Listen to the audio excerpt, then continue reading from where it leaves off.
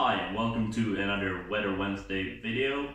Today we're talking about cold fronts, what they are, what they do and how to spot them. So, a cold front is when cold air moves faster than warm air. So the cold air, a large mass of air, overtakes the mass of warmer air, and the warm air is then pushed upwards usually, and the cool air is coming underneath it, undercutting it. This usually results in warm air rising, forming clouds and rain. And the interesting thing for a sailor here is that it usually creates a very big wind shift when it passes, and also they're quite recognizable. So warm fronts, they also affect the wind, but they're very difficult to spot, so it's not that important to know how they work. But cold fronts, now this is not the best picture, but the point here is that the cold air is moving in this direction here, and the warm air is moving in this direction. So we'll have the warm air rising up and gliding away in this direction, and then we have the cool air that undercuts it from here. It's gonna be going in this direction. So we're gonna see usually up to a 90-degree wind shift once the cold front passes. That's why it's so important to know how they work, and why it's so interesting to know when they come. And here's a pressure map again that we went through last time. So we see the isobars, we see a bunch of cold fronts. So here we see two very long cold fronts, and they're coming quite close to each other. So we're gonna have two coming over at the same time. Here we have the south of Sweden. This is Malmö, so we know that we have a couple of cold fronts flowing over Malmö, as you can see. And that is gonna affect the wind very much, and we're gonna look at that next. So here we see the temperature gauge from Malmö. This is from yesterday, and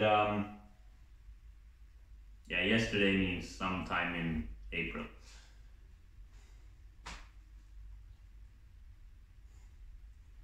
So here we have the temperature chart for Malmö at the time when those cold fronts have passed. So we see that it's about 6 degrees, and then it has in 1 hour dropped a couple of degrees, or 2-3 degrees. Quite a significant drop that you will notice if you're alert. And we have some rain as well, so very typical for a cold front. Then we see that it's gotten marginally warmer, but then we have another drop. That is the second front coming over, and then it's gotten warmer. But we see the two significant drops here, very typical for a cold front. So it's fun to see these very typical charts. Here we have the wind direction at the time of the cold fronts. So we see that it's been at 300, hold up, well, 240, 250 I think. And then it has switched very quickly. In 1 hour we have a 60-degree wind shift to the right, as I mentioned. So in the northern hemisphere we're gonna have the wind turning right. In the southern hemisphere we're gonna have it turning left. So if you go to Australia or New Zealand sailing sometime, it's gonna be a bit confusing because everything works the opposite way around. Everything is due to Coriolis. But we're not gonna get into that so much, why it works. If you want to study Coriolis effect, go look it up on Google. Lots of interesting information, but not necessarily that important to know. But yeah, we see the wind shift, then a little bit going back, and then it veers again. So we have another big wind shift when the next front comes over. Very typical, and these wind shifts are why we want to know when the cold fronts are coming. So with the pressure map, with the forecast, we can see that, alright, there is a cold front coming, and we know how it's going to affect the wind, but we can't know, the forecasts are not that accurate, so we will not know at what hour, what point of the day, time of day it's gonna come. So we need to recognize them somehow. So obviously we have the temperature drop, that's a very important one. If you start to notice it's getting colder, then you want to sail towards the right side of the course. It's very likely that the wind is going to shift soon. So you always want to sail towards the right side of the course if you're thinking that a cold front is coming over. And in the first picture here we see a very typical cold front cloud. So if you see this big sausage of cloud, then that's usually a cold front, and especially if you see rain, or you can feel the rain coming, it's gonna shift right quite substantially. So then you want to play more towards the right.